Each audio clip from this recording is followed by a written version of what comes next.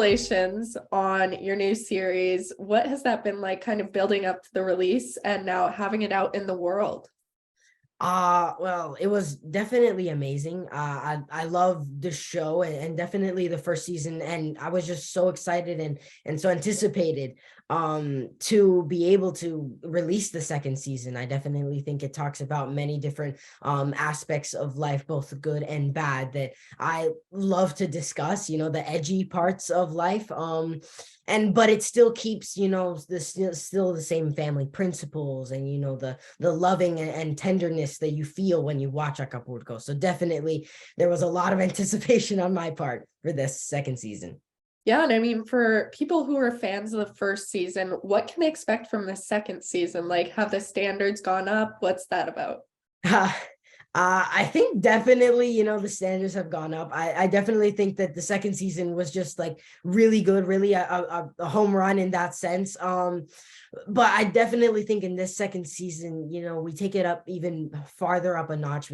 Everybody can definitely expect, like I said before, the same sort of, family principles and the beautiful moments, like, between like the staff feeling like a family, even though they're not really like a blood bond family, all of them feel like one big community, right? So definitely people can look forward to seeing that again in this second season, but also they can definitely look forward to seeing some like I also discussed some more edgier concepts, like they presented in the first and second episode, which are already out. Maximo is having trouble paying, some of the bills that from, his mother's eye surgery and the bills to provide for his family. So definitely there's some aspects of, what price, everybody has a price that is definitely going to be explored in this second season.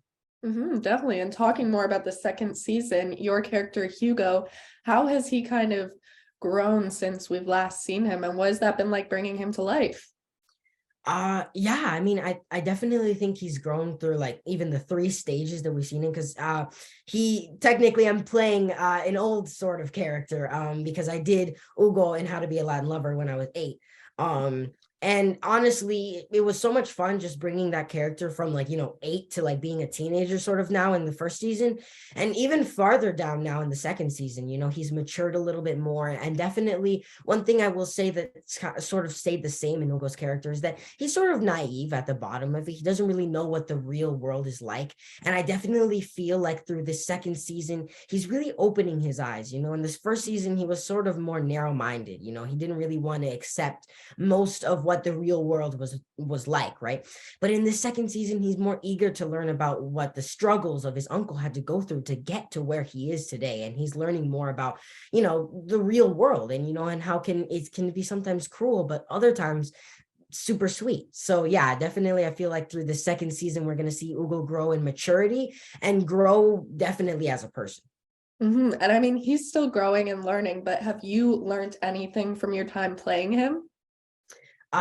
Certainly.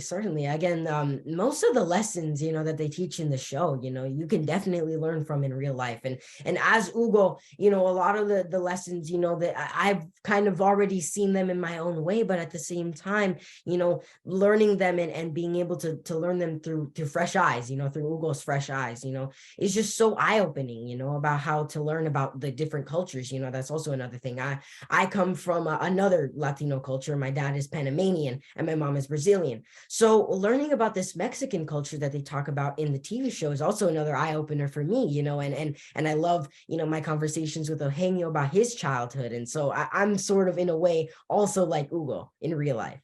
And I mean, a lot happens this season so far, but if you could describe it as a whole in 3 words, what would they be? That's tough.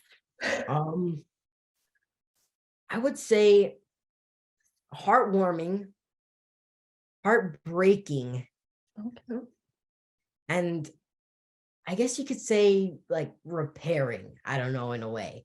Okay. I feel like all three of those words are a great way to describe this season. And I feel like, there's a lot of moments where you're going to feel very heartwarmed, and other moments you're going to feel very heartbroken. But in the end, everything is going to turn out, the way it has to be, for it to end up just like it is in the present, right?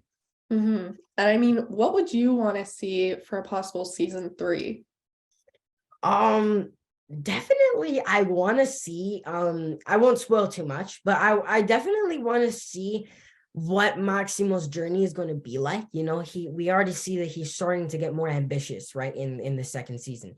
So I definitely want to see how, really, because we haven't really even seen how we get from 1985 to the present, right? You know, like what really had to go through, what kind of ruthless decisions did he have to get to really just, you know, that he seems like such a broken man, you know, like there's, in Maximo, he seems like a person that has, like, you know, some demons and some skeletons in the closet. So I'd love to explore that. You know, I would love to see, as an audience, and me as well, just as a viewer, to see, you know, kind of the journey that he had to go through to get there. And as Ugo's perspective, I think I would really just want to see his character not really become broken, but really get his eyes, like, you know, really like opened, you know, to the really what the world is. Because, you know, like I said, from 1985 to the present, a lot had to happen, and we're already seeing that his story is one that isn't the happiest, but, you know, also has some tender moments. So definitely I want to see how Ugo reacts to these, you know, more edgy moments. I mean, yeah, let's pitch it to the writers. Let's go. Yeah, definitely. But my last question for you, I know you're busy with this release, but do you have any future projects that you can kind of hint at or talk about? Yeah, definitely. So last summer I actually did a movie called Incoming, with the Chernin brothers directing. They're called John and Dave Chernin. And it was produced by Spyglass and Artist Road, and it's just a super fun movie. It's like a coming of age, you know, sort of high school story. Sort of, I can relate it to sort of like Superbad, but definitely I cannot wait for you guys to watch it. And yeah, it's just hilarious. So yeah, and also I've been working on a Cartoon Network TV show. You know, I can't, you know, reveal too much, but yeah, I've been working with Cartoon Network to do something. So yeah, stay tuned, I guys. mean, yeah, it sounds like you're keeping busy and I can't wait to see all of those. Yeah. Yeah. But thank you so much for your time. It was so great talking to you Thank and you. Thank you. Like I said, congratulations. thank you. Yes. Yeah. Thank you for interviewing me.